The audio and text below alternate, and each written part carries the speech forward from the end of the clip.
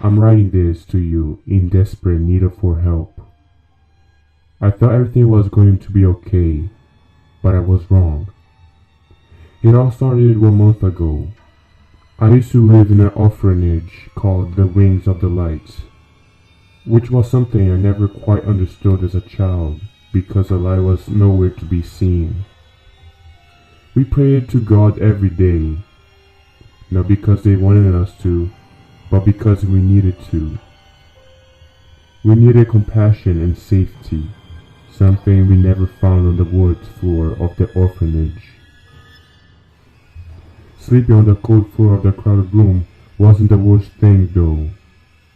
Screams, cries, bruises, cuts, needles, ugly green substances injected in our bodies, and throwing nuns who were ready to lock us in a basement just for their own entertainment, who were so happy to listen to our horrible screams and the sound of us kicking, punching, scratching the cold, thick walls in desperate need for freedom.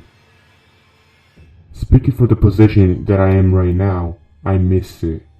All of it. A few days before, in the 15th of October, a man showed up at the orphanage. All of the children in desperate need of a decent shelter were watching him through the keyhole. He was wandering in the halls in his black suit with a smirk on his face before he was called in the director's office. An evil woman we often used to call the devil's wife. As a children, we were wondering a mysterious man was going to take one of them home. I sat down in the corner of the room, knees close to my chest, and a strange feeling in my stomach. The floor felt colder and colder as steps were heard from the hall. With a quick and harsh movement, the door opened. One of the nuns was standing there with a wide grin on her face. Her hands were shaking. "Lisa, come with me." Her voice came out of dry and empty. I stopped functioning when I heard my name. My body started trembling like I was thrown against a wall and fell into a frozen ocean. Trying to ignore the obvious anxiety rushing through my veins, I got up and followed the nun. My breath got heavier and heavier with the steps that I took. Was she going to lock me in the basement? Was my blood going to be drowned in those disgusting green substances again? To be fair, I didn't even know if I wanted an answer. The nun opened the door of the office. I got in with shy steps, watching the floor. Terrified of lifting my head up, the room was dark, and it smelled like old books and candles. Something else I could smell was bleach. At first, I thought they washed the floor. I wish it was that. "Girl," the devil's wife called me, her voice sounding like a broken tape. As I heard the appellative, I lifted my sight and looked in front of me. There he was, the man with the wide grin. It may be wrong to say it, but he looked heavenly. Black hair and blue eyes, pale skin and rosy lips. Something about him made me safe and secure like a born baby in his mother's arms. "You might be Lisa. It's nice to meet you," he said as he took my hand and shook it with excitement. His hands were soft, and my nose was once again filled with unmistakable scent of bleach. His smirk never left his face. It was like he was painted, made not born. They informed me he was going to adopt me, and on the 15th of October, I was gonna get out of there. I didn't ask too many questions. He was kind to me, and at the moment anything seemed better than the orphanage. When the day came, he walked me into his car and opened the door for me. The same smirk on his lips, the ride to his house was quiet. Just a few questions asked, and then about how I was feeling and what I wanted for lunch. Small things that I was never asked as a child. but it felt good knowing that someone finally cared for me, even if it was a total stranger. After a 2-hour ride, we arrived at this house in the middle of the forest. It was a small one. It seemed cozy despite the mess around it. As I got out of the car, I could feel the smell of bleach melting into the grass. The tall man took my hand and led me into the house. It was old-fashioned, but warm, and it was all I needed. I looked at him with a shy smile on my lips, and he stared back at me with the same old smirk, his eyes burning holes in my face. I'm going to check on your dorm to see if everything is prepared. I nodded slowly, not asking any question. As he got upstairs, I made my way into the living room. I was admiring all the spark decorations, taking every little detail in my memory when something or someone caught my eye. A boy about my age was lying under the table, covered in black coat. His eyes were open, and his scent made its way to my nose.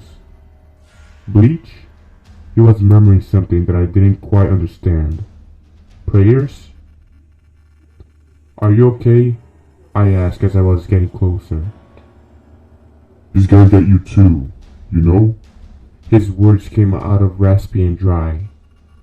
His freckles covered his porcelain skin and made the makeup he was wearing made his eyes seem so big. He looked like a broken doll. I couldn't say another word cause the old man already came. He led me to my room with the same signature grin, placing his hands on my back. My new dorm was bright pink, with a lot of toys, makeup, and dresses. He pointed to another white door, which seemed like the bathroom. He closed the door behind me, leaving me all alone without a word. As I entered the bathroom, I found myself drowning in the unmistakable scent of bleach. Full bottles were standing on the cold floor. On each and every bottle, sticky notes were attached to them. Baptized for purification. I poured all of it in the bathtub. Not wasting a drop, my old dresses fell on the floor and I felt my body floating on a cloud. Despite the intoxicating smell, I felt better, alive. I put on the most beautiful pink dresses I found, and as another note that I was stick to the mirror said, "Get ready." I did. I had no idea how to do my makeup, but somehow I managed to.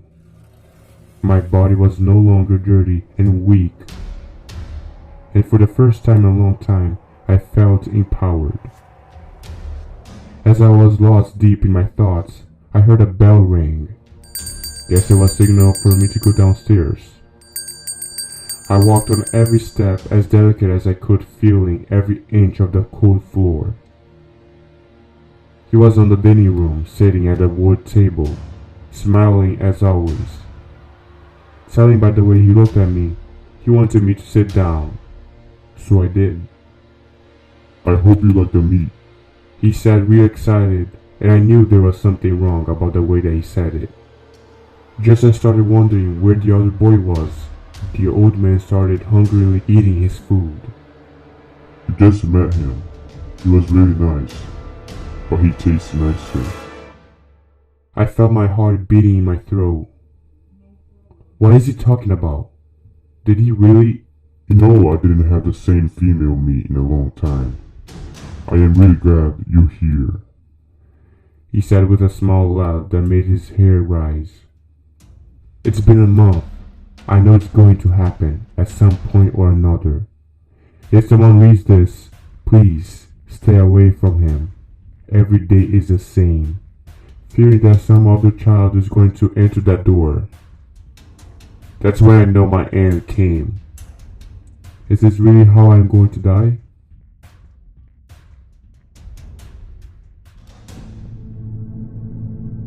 One winter night when I was 17, I came up with the brilliant idea of exploring the deep web after hearing all the craze about it. Everybody and their mother was claiming how the deep web was some dangerous, crazy part of the internet that nobody should ever go to.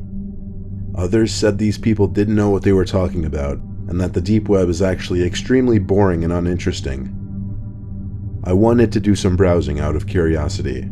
I needed to download a special web browser called Tor, which allowed you to visit websites ending with the .onion domain. When I had the browser, I didn't know where or how to start, so I googled where to start on the deep web, and that gave me a page full of archived links to the deep web. The page scrolled down forever, there must have been thousands of links. I finally decided to click on one. It was a .onion link that led to another archive of links.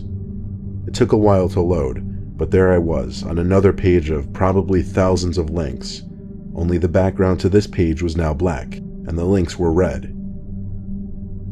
I scrolled down until I found a link to a chat room. This also took forever to load, but I think it was called Backdoor Fire Chat or something. I put in a quick username, ABC1234, and I was entered into the chat. There appeared to be only 3 people in the chat, but messages from hours, even days before were still in the chat log. Most of the messages people left were links. Hardly anyone had been saying what the links led to though. One of the other users, whose username was something ominous like username157 or something, said something directed to me. He asked what I was looking for. I thought for a second, then typed out, "I'm looking for the darker part of the deep web." He didn't say anything for a minute. Then he posted a link. He didn't say what the link was to, so I asked. I waited another minute for him to respond, but instead he apparently signed out from the chat so that it was just me and one other person. So I clicked on the link, and I swear it had to have taken at least 2 minutes for the page to finally load. It was an unlabeled website with a black background and a banner at top with a picture of a living room with a red satanic symbol drawn on the table. All the text seemed to be written in some weird language. It seemed to be Hebrew characters. There were also a bunch of buttons, also written in whatever language this was at the top of the page. I clicked one of the middle buttons, and after a long loading time, a black chat room took over the screen. Messages with more of the Hebrew or whatever language filled the chat room. In one of the messages, though, 2 words stuck out that were written in text I could actually read. The words were my first and last name. I tried to exit the chat, but my mouse started to lag. Then the other user in the chat room posted a picture of my face. It was clearly taken just now through my webcam. Then he sent another and another. Constant pictures showing my horrified face basically frame by frame. I tried moving the mouse and clicking out of the browser, but it was frozen, and my computer just kept making the error noise as more messages I couldn't read were sent, as well as more pictures of my face. I pressed down the power button on the laptop for like 10 seconds, and it finally turned off. Even turning off the laptop seemed to take longer than usual. My heart was still racing though, and I still had goosebumps. I left my computer off for 12 hours and put a post-it note over my webcam from there on. I also deleted Tor and never visited the dark web again.